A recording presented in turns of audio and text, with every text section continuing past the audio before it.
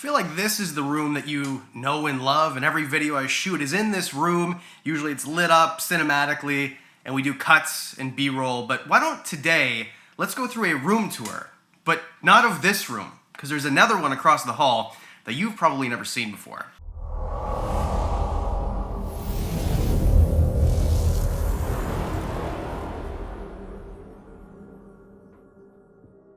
This wasn't even planned, and I'm kind of just on the floor by the incubator here, but I opened up the incubator today, right? Aria comes, the zookeeper, twice a week, and the first thing we usually do is check the incubator for eggs, and I know one hatched yesterday, and I was just gonna leave it for her to find today, and then I opened it up, and we've got 5 baby geckos. So let's go through those quick first, and how we set them up, and then we can get to all the rest of the cool stuff.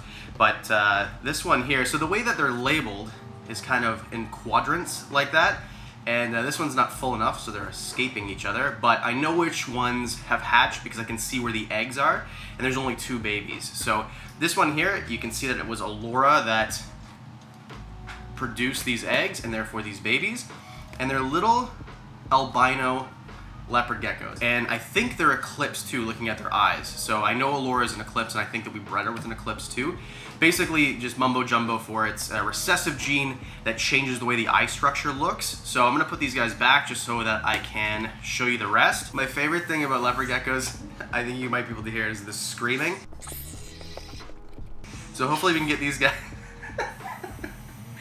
hopefully we can get these guys without the screaming. So this one here, I know that the female was Sorbet. Oh, don't go anywhere there, sweetheart. Or you can come on my hand. Oh, okay, you're all right, come back. Nope. So obviously very, very cute, and they're not really that fast, to be honest with you. But this one, all I can hear is geckos screaming in the background. But this one was just wanting to leave. Now I don't know exactly what the combination is. I'll put it again right here what the parents were. But I know that Sorbet, who is one of the babies, and Aria named all of them funny things.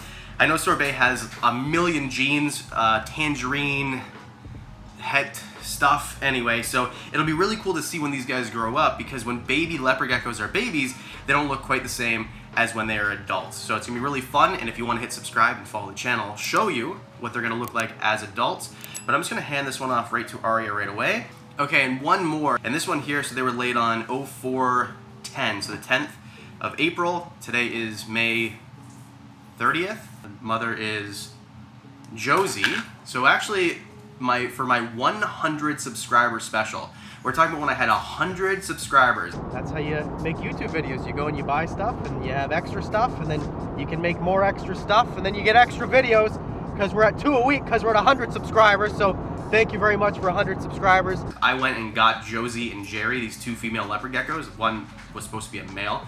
But anyway, first year breeding these guys, so I'm really excited to see what these guys turn out to be, but definitely not an albino. I'm not sure what the genetics are gonna be. I'll put the pairing right here so that way you know. Whoop.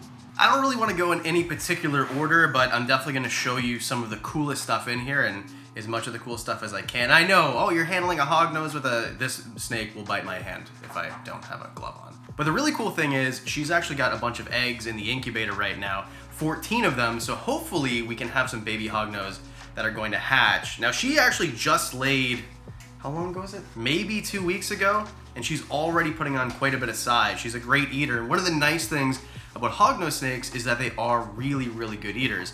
And the way you can tell a female from a male is that tail right there.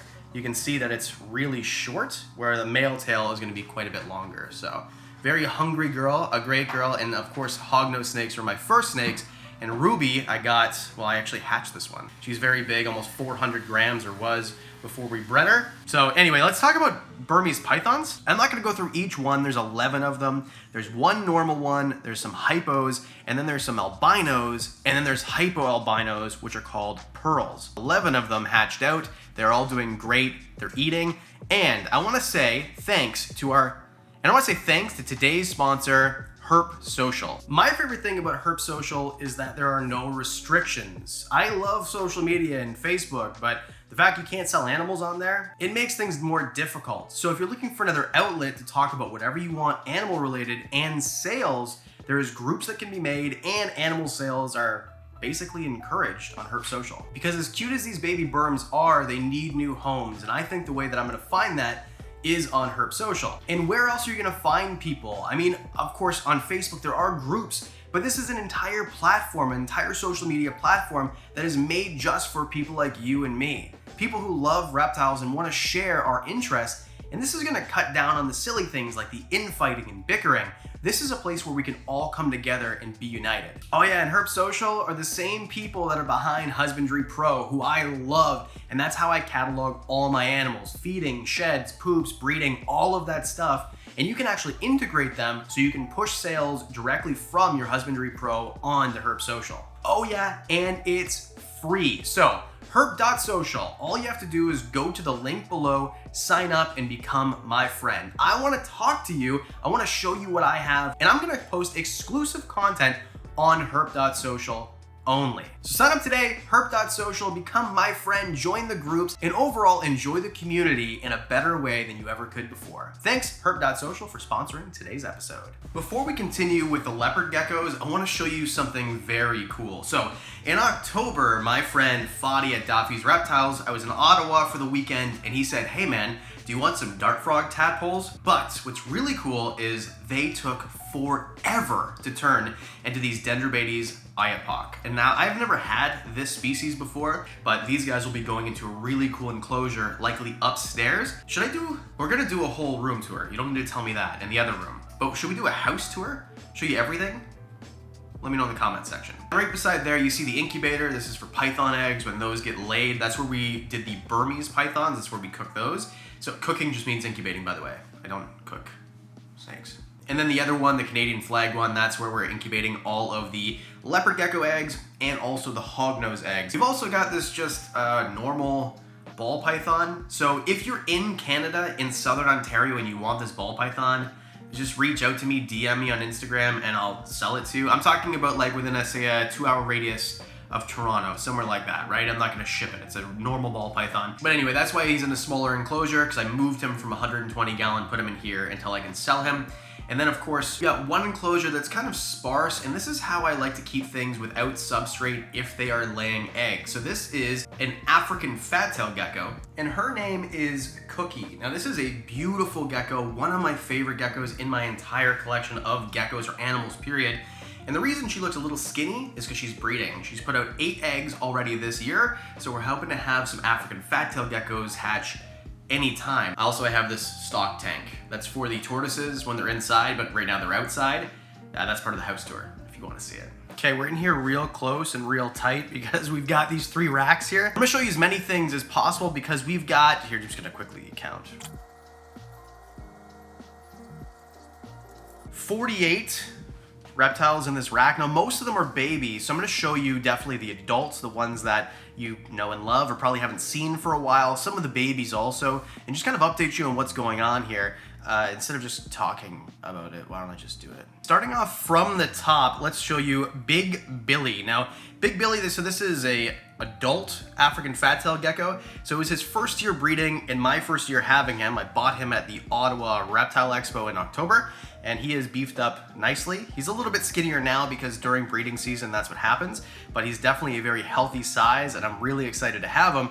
And he has that stripe down his back. We don't need to do a ton of time on every one, but I will show you Billy and all of the leopard geckos and African fat-tails have the exact same setup. They have this Tupperware container, they have a plant in there, maybe, I don't know, a paper towel roll for enrichment, maybe a rock, it depends, but all of them are set up so that they have the equivalent size of an enclosure, like a glass tank, front opening, whatever, and they have stuff inside. So don't worry, it's not just a tub with nothing in it. They have a really enriched life, even in a tub system in these racks. And once they're retired, they get to live like Cheech, who is an old man and no longer breeds, but he's got this amazing 50-gallon enclosure all to himself. So all of these geckos, when they're no longer of breeding, I sell them as pet only to people who show me they have the appropriate size tank, or like I did with Cheech, I set them up myself and keep them as pets in a big bioactive enclosure. So the next one here, we've got Diglett, and Diglett is an egg-laying female.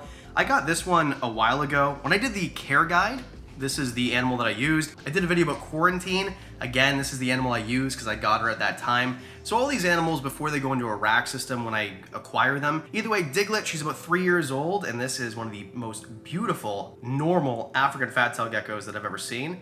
The one, the only Littlefoot. I love this gecko so much. This is the first leopard gecko I ever produced. She's a Max Snow. She's het for Tremper albino. This is the first year that I tried to breed her, even though I've had her since 2017 when she was a baby, when I literally hatched her out of an egg. Follow me on Instagram if you don't already. I just posted a picture of her the day she was out of the egg as she was escaping it.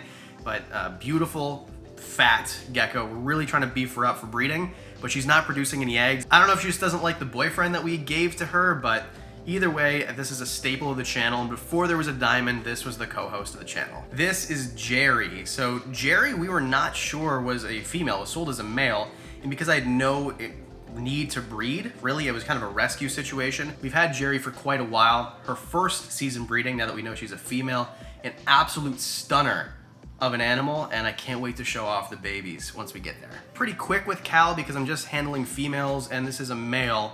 And sometimes what happens with males is they smell a female on you and then they give you a little pop. So this guy here is Calico Firefox. So this is I love the Firefox gene. I think that they look absolutely magnificent. His name is Cal, and what a beauty he is. And then we get to Daryl. So this is the last of the males, and we're gonna show you some really spectacular females. But Daryl here is a Tremper albino Eclipse. So I don't know if you can get his eyes there, but his eyes almost look completely black. That is a recessive gene that we call Eclipse, and it changes the way that the eye works. So I've got a bunch that are het for Eclipse in the females that you're gonna see, and that are het or they're already Tremper albino. So then what you get is you get more Tremper albinos that have the Eclipse gene. So you're gonna see a lot of babies from this guy this year. I'm really excited about it, but let's just keep it moving here. A very underrated morph is the bold stripe in these leopard geckos. So this is Wayward. She is, well, I think they're all 2017, all these females coming up. Sorry, no, they're 2020, all of them. So they came from the same guy. I bought them last summer in a deal. So look at the stripe, right? So you can see that she's got these two pairs of dots that are coming down, and that's what the bold stripe is. But otherwise, she's not an albino, she's not het for anything that I know, but just look how unbelievably spectacularly beautiful this gecko is. Just unbelievable. And she's got these really cool black marks on the back of her legs. Sometimes, whoa, you have squirmy wormies. Come here. Like sorbet here. So we're gonna put her back real quick, but an absolute stunner here. I'll tell you what she is in a sec. Just take a look at her because I just had to scoop her underneath a rack. She went underneath the rack and I had to pull a hog nose out to get, and it was a whole thing. But super hypo, tangerine, red stripe, het bell, het eclipse. Those babies are gonna come out wild. This animal I've shown in other videos before. She was a co-host a few weeks back. Now this is Allura, and Allura is, of course, beautiful like all of them, but she's a little bit skinny like you can see with her tail because she has produced, I think, 10 eggs so far this year. So she's coming down to the end of the breeding season, and we're feeding her things like waxworms and silkworms to really beef her back up. And we're probably gonna start maybe even try a pinky mouse with her just to get some more weight on her and make sure she's ready for next season, but more importantly, is just super duper healthy. I could show you geckos all freaking day. We're almost done though, I promise. We'll get on to something else. We've definitely got a pregnant girl here, no doubt about it. This is Shady, so a 2020, just like all the other females. Just as pretty as all the rest of them. A white and yellow tangerine het Tremper het eclipse. I know I say they're all my favorite, but this one is just, I love the white and yellows. I love the patterning on this one. Just so spectacular, so pretty, and just overall, well, super pregnant also. You can see how round she is. And the one that we got at the same time is Jerry Josie, and like, I love the fact that she's keeping a lot of size even though she's put out a ton of eggs. Now, of course, she is a little bit skinny, but not super skinny to the point where we're super worried about it. And this one here is gonna produce quite a few eggs, I'm hoping, this year. Poon, the Tug Snow Typhoon, that's her name. So she is not producing eggs yet, but a very interesting looking gecko with no freckling on the tail, no freckling on the head, none on the body, a yellow type look to this animal, and of course albino, and they've got those crazy eyes also. So overall, one of my favorites, and that's why I kept her till last. And also, it's just she's at the top of the rack, so. And then the miscellaneous stuff. So we've got Callie. Now this boa is special. Cal albino het blood. So this animal could make red dragons. So it's a pretty expensive boa, I mean up here in Canada anyway, but what makes her special is she has one eye that was a bulgy eye, and generally with boas what happens, every time they shed, it dries out a little bit more, and eventually that eye is gonna fall out. So she is gonna be a pet only, and she's in one of these bins here in this rack, because she's waiting for an enclosure that I'm making. And I'm gonna make a video about it, but it's gonna be elaborate, it's gonna be beautiful, and I cannot wait to show you the really cool enclosure this boa is going to get. It's gonna be planted, bioactive, it's gonna look like a jungle, and this girl right here, Callie, is spectacular. Moving on over, we've got Ruckus. Ruckus is a super pastel butter creed. This animal was born in September, and we took a long time to get this animal eating. So what I did, because I was just about to go to Asia right after it hatched, I brought the entire clutch to Niagara Exotics, and Aria, who now works for me here, also took care of them, started to force feed them or assist feed, and now we finally got Ruckus eating on their own, but live. So the next thing is to switch to frozen thawed. The small hognose, these are males. So Egbert and Bradley are both 2020 males that are anacondas and albinos. So albino condas basically is what they're called. So they're orange and they have a reduced pattern. So these guys are going to make great breeders. I'm really excited to see the babies they pump out. And then from the same clutch, a het albino, this is Ostrich. He's doing great too. I think I'll probably be selling this guy. Again, only if you're in Canada, message me, please. I'm not shipping this animal over the border. The price I'm gonna charge is not worth the duty fee or the import fee to get it across. But either way, don't need them for a breeding project, and I have enough hognose as pets. And then Onyx is the only one left. So Onyx was Ekans, which we're gonna get to in a second. That was the female, to Arbok, which was the male. Arbok unfortunately died in 2020, so this is the only male I have left, or the only animal I have left from that breeding, and it's just hard for me to sell because I really liked Arbok. And one of one, I only have one of these animals. This is Charmander. Charmander is a beautiful Levi or Levy's knobtail gecko. In my opinion, the more beautiful ones. He's super red. He's named Charmander because he looks like Charmander, obviously. And to round it out before the surprise, you guys know that I have hognose snakes at the bottom of this rack here. This one is Ekans. Now Ekans, I'm putting a glove on again because she's a hungry girl. She just laid, oh, I forget how many, 22 eggs. So unfortunately, some of them were slugs and some of them went bad in the incubator, but we still have 10 good ones left. And generally at this point, if they're good, then they're going to hatch. So I'm hoping for 10 babies from this girl here. But this was my third hognose snake ever. I bought her in 2015 as a itty bitty baby. So again, no need to message me right now. There is no wait list. I don't do wait lists. It'll be on the channel and then we can talk about it then if you'd like to buy one. This one here is Tango. Generally not a biter. I don't really need this glove, but I'll keep it on since it was already on.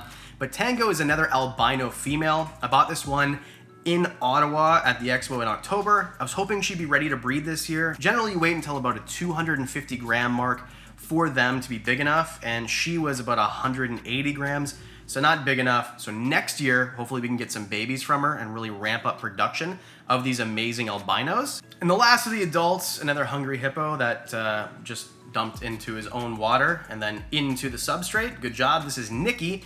Now Nikki is a purple line conda het albino. So he has actually produced some babies. So the babies that I showed you earlier, those albino condas, are his. So him and Ekans made some babies, and that's what you saw there. And there's that long tail I was talking about. Give me your tail. See how it's much longer than the female tail? That's how you know that it's a male, and the reason is that they store their hemipenes in there, and that's why they need a larger tail. But although not the craziest coloration and not an albino, still an absolutely gorgeous, stunning animal. So behind me here, we've got, well, the blank wall where all the black enclosures used to be, but also what we've got is 5 reticulated pythons. Now these guys are in quarantine, they're far enough away from everything else that I'm comfortable, and they're not near any snakes. I got them in February, so we're 3 months in, and I'm just gonna quarantine them a bit longer before I put them in the other room, but their enclosures are a little bit small, I'm not gonna lie. They're gonna get 8-foot enclosures, but in the meantime, they're in smaller enclosures for the quarantine period, but that's why I haven't done the reptile room in there yet, simply because I want it to be set up perfectly and not kind of willy-nilly like this one. There you go. I want to say a special thank you so much for everyone who watched this video. I knew it was kind of long and different. Do you like videos like this? Please hit the like button. It took so long to film this. I can't imagine the editing process, but it's worth it because I want to show you everything I have. And of course, we're going to do the other room, which is going to be crazy and take forever, but I'm super excited to show you because I'm proud of what's been accomplished over there. Special thanks to the Patreon subscribers, supporters. I had to stop this video because I had a one-on-one. If you want to have a one-on-one Zoom meeting with me once a month, that's one of the tiers. All that and more for as little as $1 a month. And I can't wait to see you guys on Monday or Thursday or whatever the next video is, because I do them twice a week. See you then.